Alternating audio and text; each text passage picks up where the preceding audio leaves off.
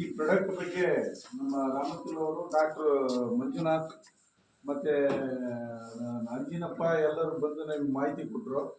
ಈ ಪ್ರಾಡಕ್ಟ್ ಬಗ್ಗೆ ಈಗ 23 ದಿವಸ ಆಯ್ತು ಈ ಪ್ರಾಡಕ್ಟ್ ನಾನು ತಗೊಳಕತ್ತಿ.